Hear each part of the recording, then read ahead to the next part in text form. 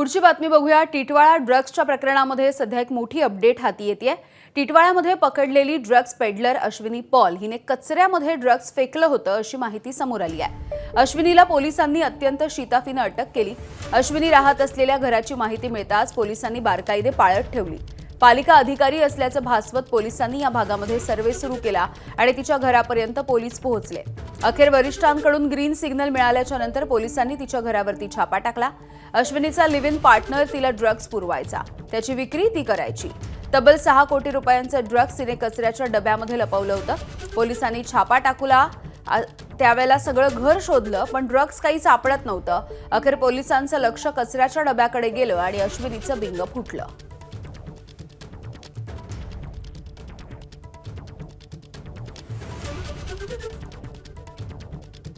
मुंबई अंमल पदार्थ विरोधी पथक थेट टिटवाळ्यामध्ये पोहोचलं होतं आणि टिटवाळ्यामध्ये जवळपास त्यांनी पद्मावती रॉयल्स ही इमारत आहे, या इमारतीमधील रूम नंबर 705 जर आपण पाहिला तर या ठिकाणी अश्विनी पॉल नावाची महिला जी आहे ती याच रूममध्ये राहत होती।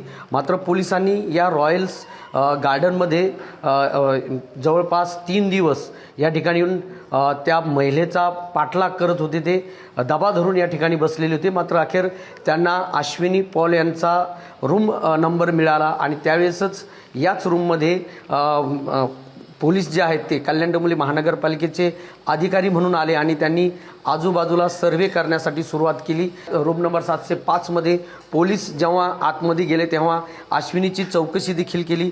त्यावेळेस अश्विनीने ती बाला आहे, डान्स बारमध्ये काम करते अशी देखील माहिती दिली।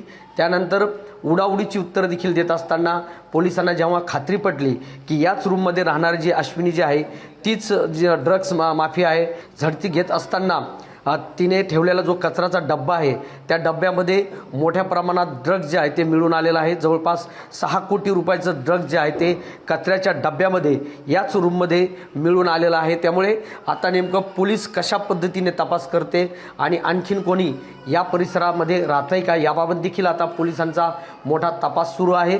अश्विनी ही मूळची पुण्याची रहिवासी असल्यामुळे पुण्यामध्ये देखील आता पोलीस तिच्या मूळ घरी ज्या ठिकाणी तिचे नातेवाईक आहेत त्यांची देखील चौकशी करणार असल्याची माहिती आपल्याला समोर आलेली आहे। कॅमेरामन अभय त्रिपाठीसह सुरेश काडे, एबीपी माझा, कल्याण, टिटवाळा।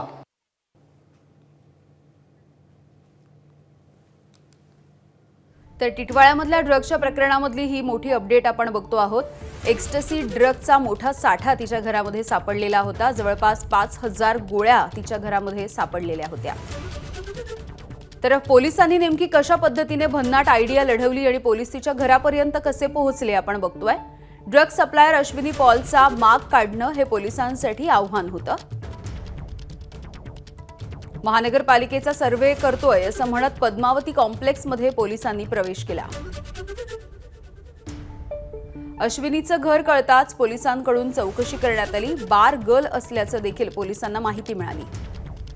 पोलिसांकडून लगेचच घराची झाडाझडती सुरू झाली आणि पोलिसांनी कानाकोपरा तपासला। शेवटी कचऱ्याचा डबा तपासल्याच्या नंतर 6 कोटी रुपयांचं ड्रग्ज हे कचऱ्याच्या डब्यामध्ये पोलिसांना सापडलं। अश्विनीचा लिव्ह इन पार्टनर अमीर सय्यद हा ड्रग्सचा पुरवठा तिला करायचा। अमीर सय्यदनं दिलेल्या ड्रग्सची विक्री अश्विनी करत होती। अश्विनी दर 3 महिन्याला आपलं घर बदलायची, तर 2च महिन्यांपूर्वी ती या टिटवाळ्यामधल्या कॉम्प्लेक्समध्ये राहायला आली होती। अमीर सय्यदने तुरुंगामध्ये जाण्यापूर्वी अश्विनीकडे हे 6 कोटी रुपयांचं ड्रग्ज दिलं होतं। अश्विनीकडे रुखसाना शेख नावाचं आधार कार्ड देखील सापडलेलं आहे।